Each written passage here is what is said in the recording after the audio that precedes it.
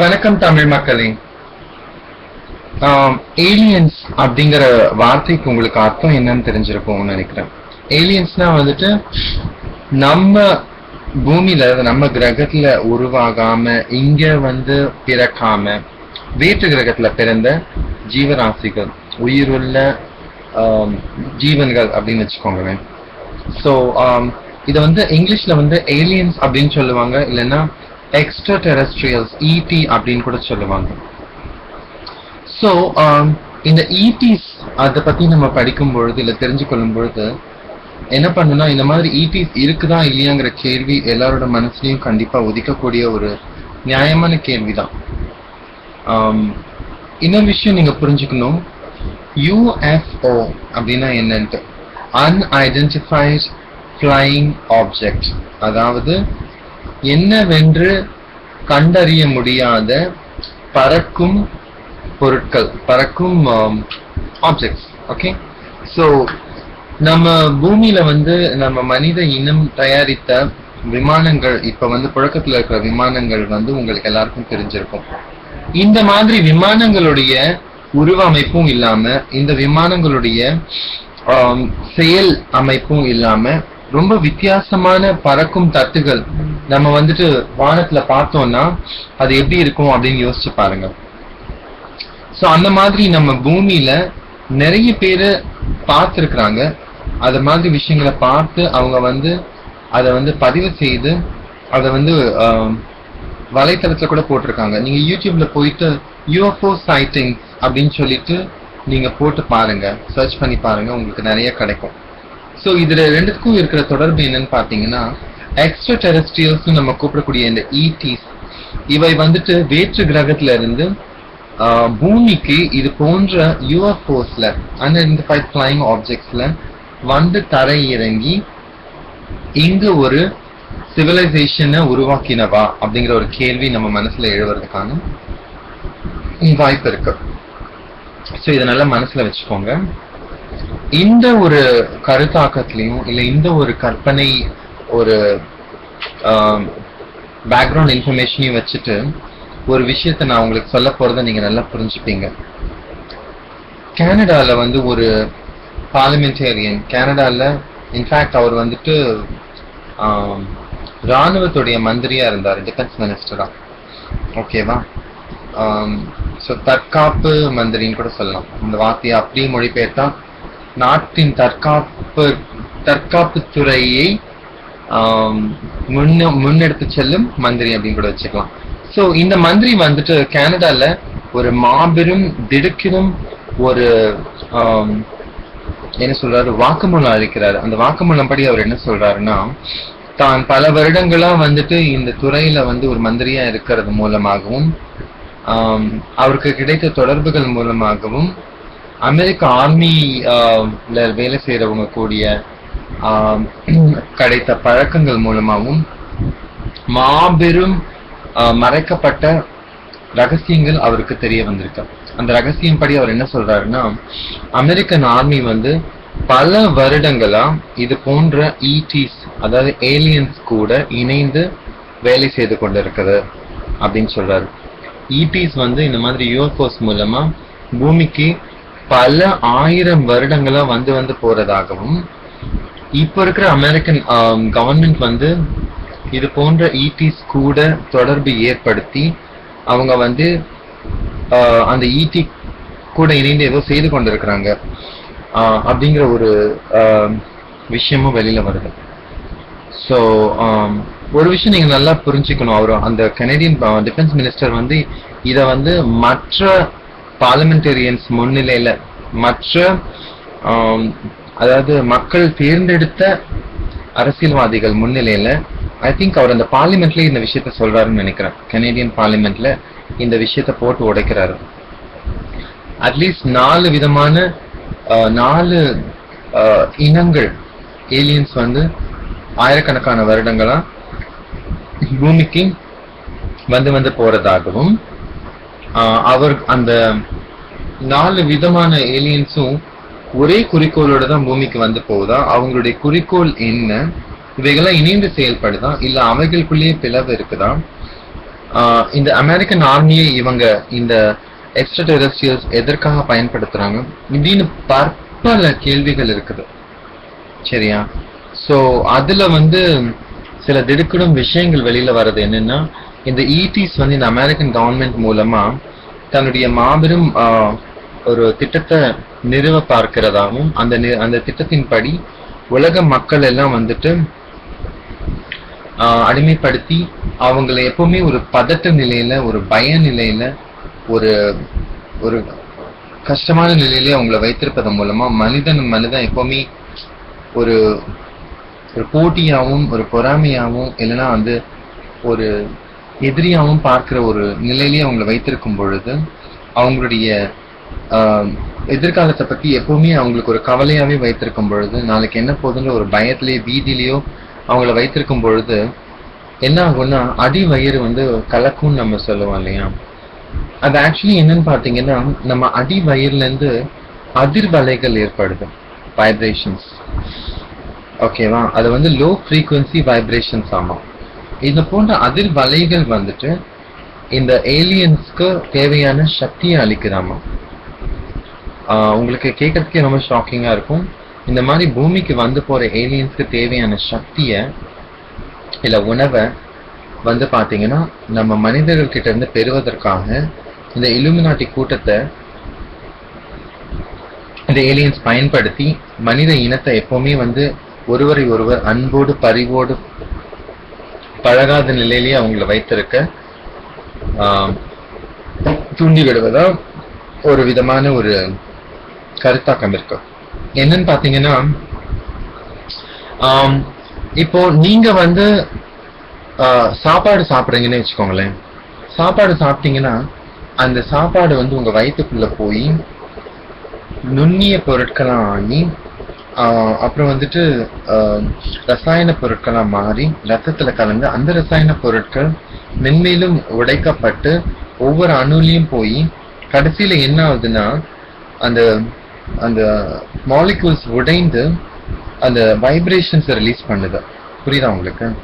Finally எனர்ஜிங்கிறது என்னன்னு பாத்தீங்கன்னா எல்லாமே அதிர்வலைகள் தான். நம்ம சாப்பிடுற உணவு கடைசியில நம்ம செல்லுக்கு அதிர்வலை சக்தியை கொடுக்குது. சோ அதுதான் நம்மளுடைய உணவு. அதை நல்லா மனசுல வச்சுக்கோங்க. சோ இந்த மாதிரி இந்த ஏலியன்ஸ் நம்மளுடைய லோ ஃப்ரீக்வன்சி வைப்ரேஷன்ஸ் நம்ம ஏற்படுத்துறோம் இல்லைங்களா, அதை உணவா பயன்படுத்துதோ அப்படிங்கிற ஒரு கேள்வியை டேவிட் ஐக் அப்படிங்கிறவரு முன்வைக்கிறாரு. டேவிட் ஐக் அப்படிங்கிறவரை நீங்க நல்ல உங்களுக்கு பிரிட்டிஷ் இங்கிலீஷ் இல்லை ஆஸ்திரேலியன் இங்கிலீஷ் உங்களுக்கு புரிஞ்சுதுன்னா DAVIDICK டேவிட் ஐக்கன் நெட்ல போட்டுட்டு நீங்க என்ன பண்ணுங்க, அவர் நிறைய வீடியோஸ், நிறைய ஆயிரக்கணக்கான மக்கள் முன்னிலையில மேடைகள் அவர் நிறைய பேச்சு நிகழ்த்தி இருக்கிறாரு. ஆஸ்திரேலியால, லண்டன்ல, யுஎஸ்ஏல நிறைய இடங்கள்ல அவரு இது போன்ற நினைத்து கூட பார்க்க முடியாத பல விடயங்களை இந்த இலுமினாட்டி கூட்டத்தை பத்தியும் ஏலியன்ஸ் தொடர்பை பத்தியும் மனித இனம்னா என்ன என்பதை பத்தியும் பணம்னா என்ன என்பதை பத்தியும் போர்னா என்ன என்பதை பத்தியும் நம்ம எப்படி இந்த இலுமினாட்டி கூட்டத்தினால ஒரு அடிமை வர்க்கமா ஆக்கப்பட்டிருக்கிறோம் உலக அளவுல அப்படிங்கறத பத்தி நிறைய விஷயங்கள் அவர் பேசுறாரு. அவர் பேசினதுல நான் ஏற்கனவே தெரிந்த விடயங்களா இருந்தாலும் பட் இந்த வேற்று கிரக வாசிகளுக்கு கூட இணைந்து இந்த அமெரிக்க அரசு செய்யக்கூடிய இந்த மாபெரும் நடவடிக்கை மூலமா பெருவாரியான உலக மக்களை பதட்ட நிலையிலே வைத்திருக்கிறது. அதெல்லாம் பாத்தீங்கன்னா உங்களுடைய உலகத்தின் மாபெரும் சட்டங்கள் எல்லாமும் சரி, முக்கியமான சட்டங்கள் எல்லாமும் இல்ல சமூக சட்டங்கள் இல்ல சமூக வரையறைகள் எல்லாமே பாத்தீங்கன்னா மனிதன் ஒரு நம்ப கூடாதவனாகவும் மனிதன் எப்பவுமே ஒரு போட்டியோட பார்க்கக்கூடியவனாகவும் மனிதன் தன்னுடைய உண்மையான இயற்கையான உணர்வுகளை வெளிப்படுத்த கூட முடியாதவனாகவும் வைத்திருக்கிறது. சோ அது எப்பவுமே அவனை என்ன பண்ணுது, அவனுடைய அடிவயத்துல ஒரு வைப்ரேஷன்ஸ், ஒரு ஸ்ட்ரெஸ், ஒரு ஃபியர் வைப்ரேஷன்ஸ் எப்பவுமே உருவாக்கி கொண்டே இருக்குது. இதுதான் இந்த ஏலியன்ஸோட உணவு அப்படிங்கிற மாதிரியும் டேவிட் ஐக் சொல்றாரு. ரொம்பவே ஷாக்கிங்கா இருக்கு. பட் ஒரு மாபெரும் உண்மையை இந்த கெனடியன் டிஃபென்ஸ் மினிஸ்டர் கெனடிய மக்களுக்காகவும் கெனடிய அரசியல்வாதிகளுக்காகவும் வெளிப்படையா போட்டு உடைக்கிறாரு. அமெரிக்க அரசு தன்னுடைய இராணுவ தளங்கள்ல இது போன்ற ஏலியன்களோட சேர்ந்து ஏதோ மாபெரும் வேலைகளை செய்து கொண்டிருக்கிறதாகவும், இந்த ஏலியன்ஸோடைய தொழில்நுட்ப அறிவும் தொழில்நுட்ப முன்னேற்றமும் ரொம்பவே நம்ம மனித இனத்தோட பயங்கரமா முன்னேறியதாகவும், இந்த ஏலியன்ஸ் ஆயிரக்கணக்கான வருடங்கள் வாழக்கூடியதாகவும், இந்த ஏலியன்ஸ் பல ஆயிரம் ஆண்டுகளாக உலகத்துக்கு வந்து போவதாகவும் இப்ப நாம் பேசிக் கொண்டிருக்கிற இந்த நேரத்திலையும் சரி, அந்த டிஃபென்ஸ் மினிஸ்டர் அந்த வாக்குமூலத்தை தெரிவித்துக் கொண்டிருக்கிற நேரத்திலையும் சரி, ஏலியன்கள்ல சிலர் இந்த பூமியில இந்த நேரத்திலும் இருப்பதாகவும், அவர்களுடைய உண்மையான குறிக்கோள் என்ன என்பது வெளிவராத ஒரு விஷயமாவும் ஒரு மர்மமாவும் மாயமாவும் இருக்கிறதாவும் சொல்றதோட நிறுத்தாம, இந்த இல்லுமினாட்டி கூட்டம் வந்துட்டு அரசாங்கத்தை வந்து கையில கொண்டு வந்துட்டு இது போன்ற ஏலியன்ஸோட தொடர்பு கொண்டு செய்யற செயல்கள் மூலமா மாபெரும் உண்மைகளை மக்களுக்கு தெரியாம வைத்திருக்கிறாங்க. இது போன்ற ஏலியன்ஸ் இருக்குது, இவைகள் உண்மைகள் தான் அப்படின்னு சொல்லிட்டு மக்களுக்கு தெரியப்படுத்துவதன் மூலமா அவர்கள் அந்த ஏலியன்ஸோடைய உண்மையான குறிக்கோள்கள் என்ன என்பதை ஏன் இவங்க தெரியப்படுத்த முற்பட மாட்டாங்க? ஏன் அதை பத்தி வரக்கூடிய கருத்துக்களையும் ஆதாரங்களையும் அவங்க வந்துட்டு பொய் என்றும் கட்டுக்கதை என்றும் மறைக்க பார்க்கிறார்கள் என்றும் கேள்வி வருது. இன்னொன்னு என்னன்னு பாத்தீங்கன்னா, டெமோக்ரஸி அப்படின்னா மக்கள் தேர்ந்தெடுக்கிற ஆட்சி தான் வந்துட்டு மக்கள் தேர்ந்தெடுக்கிற தலைவர் தான் வந்துட்டு அந்த நாட்டை வந்து ஆளணும் அப்படிங்கிறது உங்களுக்கு தெரியும். ஸோ டெமோக்ரஸியினோட ஒரு முக்கிய ஒரு அடிப்படை கொள்கை இல்ல கருத்து இல்ல ஒரு எதிர்பார்ப்பு என்னன்னா, அரசாங்கம் வந்து எது செய்தாலும் அது மக்கள் நலனுக்காக மக்களுக்கு தெரியப்படுத்தி மக்கள் கிட்ட இருந்து மறைக்காம செய்கிற விஷயங்கள் தான் ஒரு டெமோக்ரஸியா இருக்க முடியும். அமெரிக்கா வந்து ஒரு மிகப்பெரிய டெமோக்ரஸி, ஓல்டஸ்ட் டெமோக்ரஸின்னு நம்ம சொல்றோம். ஆனா உண்மையிலேயே இந்த டெமோக்ரஸி, இந்த ஜனநாயகத்தை இந்த இல்லுமினாட்டி கூட்டம் வந்துட்டு ஒரு 100-150 குறைந்தது ஒரு 100 ஆண்டுகளாவே வந்து தன்னுடைய கைவசம் கடத்தி வைத்திருக்கிறாங்க அப்படிங்கிறது ஒரு உண்மை. அது நீங்க உணர்ந்து கொள்ளணும். ஏலியன்ஸ் பத்தின விஷயங்களை நீங்களும் இன்னும் ரிசர்ச் பண்ணுங்க. நான் உங்களுடைய அறிவை வந்துட்டு யோசிக்கும் ஒரு சிந்தனை திறனையும் இல்ல சிந்தனை செயல்பாட்டையும் நான் தொடங்கிதான் விட்டுருக்கேன். இது போன்ற விஷயங்களை பத்தி நீங்களும் பெருமளவு நீங்க ஆராயணும், தெரியணும். இதை வந்து உங்களை சுற்றி உள்ளவர்களுக்கு நீங்க சொல்லணும், இளைஞர்களுக்கு நிறைய சொல்லுங்க, ஓகேவா? ஏன்னா கூடிய விரைவில் அந்த இல்லுமினாட்டி வந்து மாபெரும் உலக அடிமைத்தன அவங்களுடைய திட்டத்துல வந்து World War III கூட ஆரம்பிக்கிறதுக்கு பல கோடி மக்களை வந்து கொல்றதுக்கு கூட முயல்வாங்க. அதுல எந்த சந்தேகமும் இல்லை. ஸோ நம்ம வந்துட்டு பெரும்பாலானோருக்கு இதை தெரியப்படுத்தணும். ஃபார் எக்ஸாம்பிள், அவங்க வந்துட்டு நிறைய பொய்களை சொல்லிதான் வார்ஸே ஆரம்பிக்கிறாங்க. ஒரு எக்ஸாம்பிளுக்கு சொல்ல போனா, ஆப்கானிஸ்தான்ல அவங்க உண்மையா வந்து 2001 ஒசாமா பின் லாடனை தேடி போகல.